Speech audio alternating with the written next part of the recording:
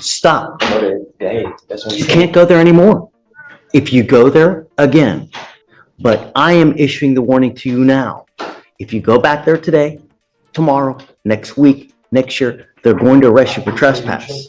Spent the better part of the last 4 years in and out of custody for one thing or the other. Before you know it, 20 years will have passed and you will end up in such a bad place. You're going to look like the things on the street that you'd never think that you would be, due to have any threatening or harassing contact with them. What is threatening or harassing doesn't matter what you think. It is what they perceive. So if you go like this, is that threatening or harassing? It most certainly is, and it can land you back in jail. Do you understand? Sir, you're charged with criminal trespass. You're facing up to 6 months in jail and or a $2,000 fine. We are going to do probable cause. You have the right to remain silent. Anything you say can or will be used against you. Looks like your case is extremely old. It's 714 days old, sir. They've given you multiple PR bonds. I guess we should be happy that you made it to court.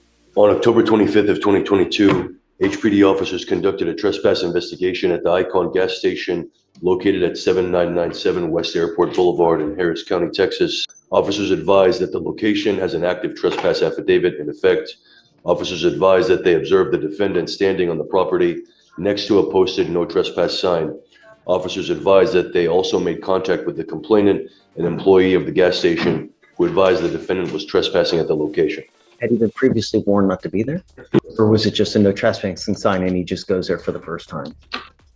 So, Judge, it's the defendant and multiple other males. There's an active trespass affidavit on file. They approach this defendant. They find marijuana on him after they detain him. They ask him multiple times if he would be willing to participate in the marijuana diversion program. He refused several times. But I don't see anything. No priors? I don't see anything about the complainant. So, look, when you show up to court, good things happen. I'm going to find no probable cause in your case now. But I want you to understand, you are now on notice. You can't go back to this gas station. Stop. Hey, that's what You can't go there anymore.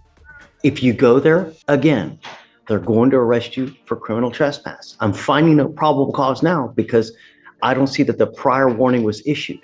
But I am issuing the warning to you now.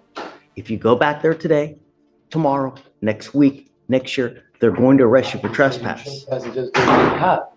Just get a cop. He can tell you trespassing. Mr. Lucy, listen, it's not a discussion. They have the right to tell you they don't want you there, and they don't want you there. Find another place to go to. Now I'm going to find no probable cause. You're free to go, okay? And I'm following a dismissal now, Judge. All right, man, take care. All right, so I'm good. And show up to court. Show up to court. Hello, sir. How are you? So, Mr. McCoy, let's talk about something funny. Okay.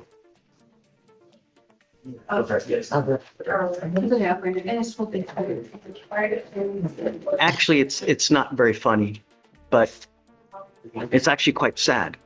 Your lawyer came to me, was it yesterday or was it the day before, asking for a PR bond? Monday. Asking me to give you a PR bond. Do you think that was a good idea? To give you a PR bond? Are we looking at the history? Okay. You've never, ever once appeared on your own here when we give you a PR bond. Every case that we have with you sits at around 10,004, 10,005, because you never appear. When you come to court, good things happen. Yeah. Do you understand? If you ever need help, if you need a place to sleep, if you need food to eat, if you need a cell phone or tablet, anything you need, all you have to do is come and ask, and we will bend over backwards to help you in any way that we can. But when you continually fail to appear, you become a flight risk, and we just can't trust you. So he came to me asking for this PR bond. I laughed, because I know if I give you one, like little wings on a bird, bye, you just don't come. Next time, if you pick up a case, come and we'll help you with whatever you need. I don't care what it is. Anything you want, I'll give you. You want treatment, you want help, anything. You now stand charged with criminal trespass. You're facing up to 6 months in jail and or a $2,000 fine. You've worked out an agreement where they're offering you 30 days in jail with credit for the 12 days that you've done. You're giving up a lot of rights by entering into this agreement, Ms. McCoy. You give up the right to a trial, right to compel witnesses to testify on behalf, confront and cross-examine your accusers. If you're not a citizen, there are possible immigration consequences. You can be deported, excluded from the country, denied naturalization under federal law. You give up the right to appeal. You know, you've spent the better part of the last 4 years in and out of custody for one thing or the other.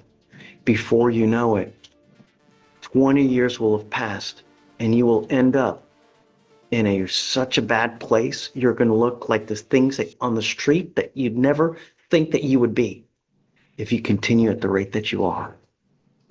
You need a change before you really do some damage that you can't crawl out of. How do you plead to the criminal trespass? Guilty or not guilty? It's all right. You know what we're doing, right? Do you want me to talk to her for a moment? I don't. No. Okay. I mean, your plea, do you know what we're doing? We're doing a plea for guilty, right? Is this what you want to do? Yes, sir. All right, ma'am, I'm going to find you guilty. I'm going to follow the agreement. Come back next time. All right, good luck. Thanks. Thank you. Was it 13 days credit? 12. Conditions for Mr. Bardan. Okay. B-A-R-D-A-N. So you got appointed Mr. Albardan? Yeah. Great. Okay. He has a residency restriction to stay away from his father's house. That's where him and his siblings live. And I want to approach you about lifting that up to no harmful or offensive conduct. And I'm okay. So he's Mr. Albardan. Come on up. Your lawyer wants me to change the conditions so that you can go back to the house. But I want you to understand that if you have a very tumultuous relationship with these people where you're always butting heads with them, it's not going to go well. I don't want you to have any threatening or harassing contact with them. What is threatening or harassing doesn't matter what you think. It is what they perceive. So if you go like this, is that threatening or harassing? It most certainly is. And it can land you back in jail. Do you understand? So if you cannot be nice and if you cannot get along with brother and sister or dad, be very careful. Because if I get wind that it's not going well and that you're threatening or you're putting anyone in danger or you have a weapon, I will put you in custody. You understand? So, okay. All right, I'm done. Thank you, Judge. I'm excused. Mr. Albardan, the only thing I'm taking off of the protective order is the residential restriction. Everything else in the protective order stays. So if you threaten them, if you harass them, they can charge a new case on you. Do you understand? Yes, ma'am. Okay. All right. Thanks. And if you can file, no, now we need, yeah. So, Mr. Reedy, we need new bond conditions. He can't leave just yet, so we need him to sign no threatening or harassing. Right there, not to leave. Okay.